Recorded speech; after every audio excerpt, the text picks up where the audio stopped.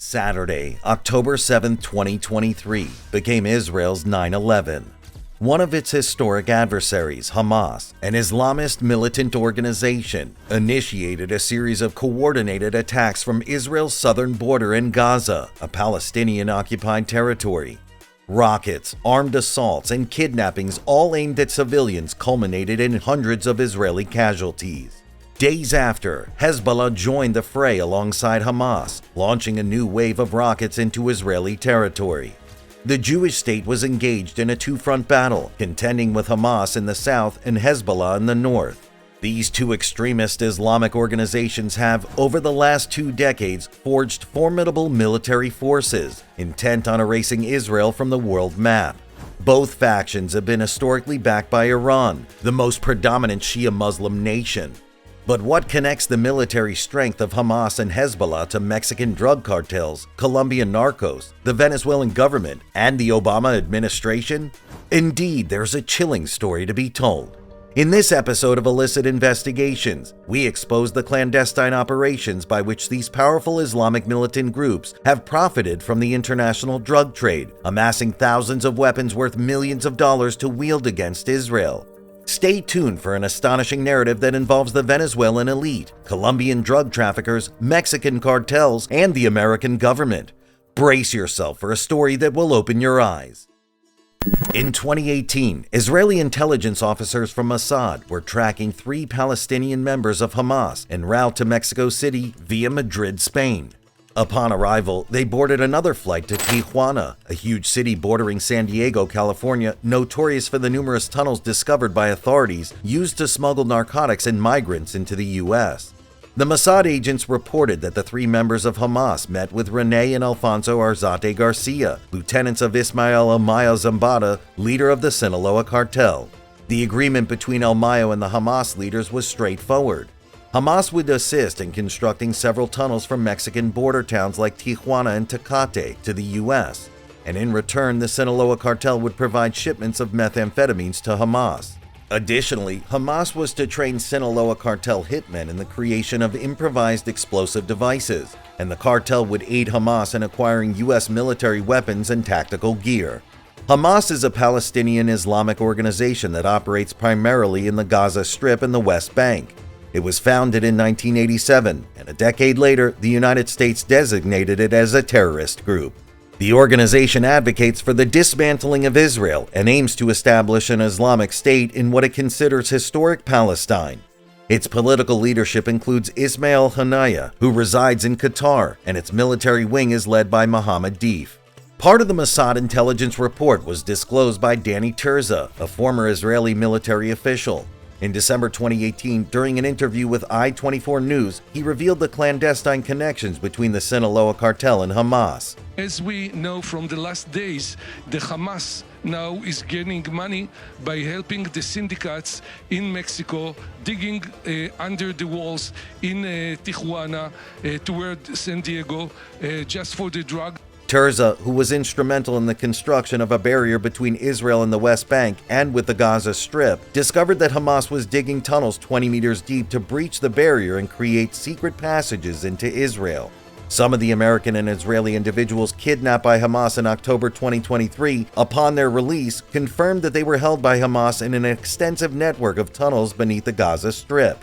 The Israeli Defense Forces face a significant challenge in combating Hamas due to the hundreds of kilometers of tunnels used for concealment, movement, and entry into Israel. Terza stated that Hamas financed the tunnel constructions through drug trafficking and its covert alliance with groups like the Sinaloa cartel. Some tunnels found between Tijuana and San Diego share characteristics with those Hamas constructed in the Gaza Strip, built with concrete and steel, complete with lighting, hydration systems, and waterproofing. While assisting the Sinaloa cartel with tunnel construction, Hamas received funds, weapons, and methamphetamines for the Middle East. Also, the Sinaloa cartel's chemists instructed Islamic organizations on producing Captagon, a drug predominantly manufactured in Syria and now widely consumed in the Arab world. Hezbollah, which means Party of God, is a Shiite Muslim political party and militant group from Lebanon. Officially established in 1985, its leader since 1992 is Hassan Nasrallah, a cleric that vehemently opposes reconciliation with Israel, denying its right to exist as a sovereign state, and expresses strong anti-American sentiments. Nonetheless, Hezbollah has reportedly profited immensely from activities involving the U.S. Supported by Iran, the largest Shia Muslim country, Hezbollah has remained loyal to Iran's clerical regime led by the Ayatollah Ali Khamenei.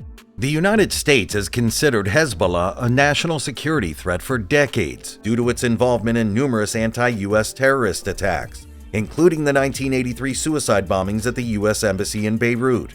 In October 1997, the U.S. government designated Hezbollah as a terrorist organization, a classification echoed by the European Union in July 2013.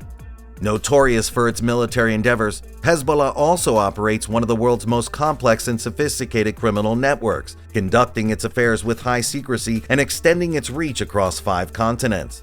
After the 2006 war with Israel, Hezbollah sought new funding sources to rebuild its South Lebanon stronghold as Iran faced an economic crisis and could not maintain its previous financial support. During this period, the U.S. government was already monitoring Hezbollah's activities. In 2008, the DEA, with support from other federal agencies, initiated Project Cassandra to dismantle Hezbollah's operations. They revealed that Hezbollah had evolved from a Middle East-centric political group into an international crime syndicate, generating over $1 billion annually through various illicit activities. Over 8 years, agents from a classified DEA facility in Chantilly, Virginia, collaborated with 30 U.S. and foreign security agencies to unravel Hezbollah's illegal networks. They traced cocaine shipments from Latin America to West Africa and onwards to Europe and the Middle East, and from Venezuela and Mexico to the United States. They also monitored money laundering operations, which included purchasing American used cars and shipping them to Africa. A key figure, Ayman Jauma, a Colombian-Lebanese businessman with ties to the Zetas cartel, coordinated significant cocaine shipments to the U.S. and laundered $200 million a month in criminal proceeds. He worked with a network of 300 car dealerships in the U.S. to send used cars to Benin in West Africa. Jauma was associated with La Oficina de Envigado, a dominant criminal organization in Medellin, Colombia, that inherited Pablo Escobar's drug laboratories, contacts, and routes. Jauma also met regularly in Mexico City and Monterrey with the Zetas cartel leaders Heriberto Lazcano and later with Miguel Ángel Trevino Morales and his brother Omar. Hezbollah maintained a permanent office in Mexico City to oversee drug shipments and manage funds for weapon acquisitions. The DEA uncovered an entire network of Quds Force operatives, or Iranian spies, in the U.S. collaborating with Hezbollah in various criminal undertakings, including the smuggling of Bell helicopters and night vision goggles to Iran. In 2011, 2 Iranian Quds Force agents and an Iranian American in Texas conspired with Zetas cartel gunmen to assassinate the Saudi Arabian ambassador in Washington, D.C., with Jauma serving as a link between the Iranians and the Zetas cartel. Jauma reported directly to Abdallah Safiuddin, Hezbollah's long-term envoy to Iran, and a mysterious figure known as the Ghost. Both were identified as key leaders in an extensive cocaine trafficking network to the U.S., and they also managed large-scale weapons and cash transactions to support Middle Eastern extremist organizations. Safiuddin also supervised the drug money transactions to assist Iran in acquiring parts and technology for its clandestine nuclear ballistic missile programs. He also oversaw the purchase of 1,200 military-grade assault rifles in the U.S. destined for Lebanon. The dirty money network of Hezbollah included not only drugs and weapons, but also diamonds, commercial merchandise, and even human slaves. The DEA identified a network of 130 drug traffickers in Colombia, Venezuela, Central America, Mexico, the U.S., Europe, and the Middle East, all under the supervision of Safiuddin. Multi-tons of cocaine were entering the U.S., funneling millions of dollars into the pockets of U.S.-designated terrorist organizations, including Hezbollah, Hamas, and the Palestinian Islamic Jihad.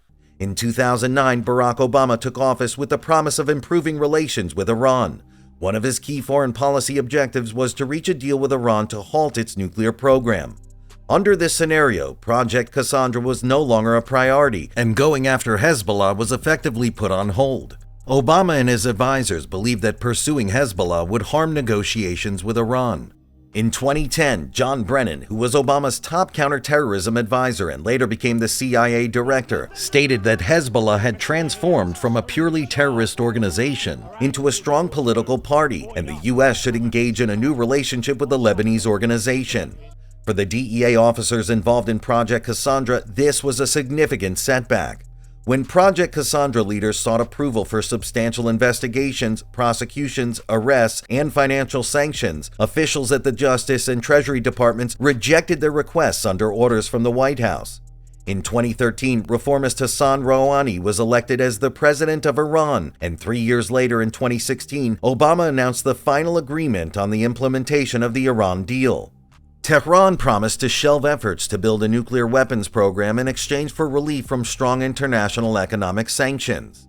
Meanwhile, during those years of negotiations between the U.S. and Iran, Hezbollah, Hamas, and other Islamist militant organizations became stronger and wealthier, posing a risk to Israel's and U.S. national security. U.S. intelligence reports estimated that during those years, Hezbollah and Hamas obtained approximately 120,000 rockets and ballistic missiles for use against Israel and U.S. interests in the region. Abdallah Safieddin and the Ghost were never indicted, despite being the masterminds behind the tons of cocaine entering the U.S. and the billions of dollars in weapons and cash reaching Middle Eastern terrorist organizations. As a result of the termination of Project Cassandra by orders of Obama, the U.S. government lost sight of Hezbollah's drug trafficking and other criminal activities worldwide, as well as its illicit connections with top government officials in Iran, Syria, Russia, and Venezuela. In Venezuela, former President Hugo Chavez was a close ally of then Iranian President Mahmoud Ahmadinejad and Hezbollah, collaborating on drug trafficking and other activities aimed at undermining U.S. influence in the region. Within a few years, Venezuelan cocaine exports surged from 50 tons a year to 250 tons, with much of it destined for American cities, according to statistics from the United Nations Office of Drugs and Crime. Starting in 2007, DEA agents observed commercial jetliners from Venezuela's state-run Conviasa airline making weekly flights from Caracas to Tehran via Damascus, Syria. These flights were often carrying a cargo hold full of drugs and cash. Agents dubbed this operation Aero Terror because the return flights frequently transported weapons and were crowded with Hezbollah and Iranian operatives. The Venezuelan government provided these individuals with fake identities and travel documents upon their arrival. A key figure in this network was Syrian-born Venezuelan businessman Walid Makhled, also known as the King of Kingpins. He was arrested in Colombia in 2010 on charges of shipping 10 tons of cocaine per month to the United States. While in custody, Makhled claimed to have 40 Venezuelan generals on his payroll and evidence implicating numerous top Venezuelan officials in drug trafficking and other crimes. He requested to be sent to New York as a protected cooperating witness, but Colombia, a staunch U.S. ally, chose to extradite him to Venezuela instead. Another significant player was retired Venezuelan general and former chief of intelligence Hugo Carvajal. He served as the main intermediary between Venezuela and Iran, the Quds Force, Hezbollah, and the cocaine trafficking operations. Carvajal was arrested in Spain in 2019 and was subsequently extradited to the United States in July 2023. Under the leadership of Chavez and later Nicolas Maduro, Venezuela became the primary conduit for U.S.-bound cocaine and served as a training hub for Shiite militias, including soldiers from Hezbollah, Hamas, and the Iranian Quds Force. The key figure in the Venezuelan government responsible for relations with Islamic militant groups is former Vice President Tariq al-Assami, who is of Syrian origin. The Trump administration designated him as a global narcotics kingpin. El-Assami oversaw drug operations from Venezuela to Central America and Mexico in coordination with Colombian drug traffickers, various Mexican cartels such as the Sinaloa cartel and the Zetas, as well as Hezbollah. He also managed a complex network of money laundering activities that involved multi-million-dollar accounts in Panama, Hong Kong, the Cayman Islands, and other locations. While President Obama celebrated the nuclear agreement with Iran, Hezbollah and Hamas were growing stronger and expanding their influence in Latin America, posing a threat to U.S. national security. This is Illicit Investigations. Subscribe now to our channel to go beyond the headlines.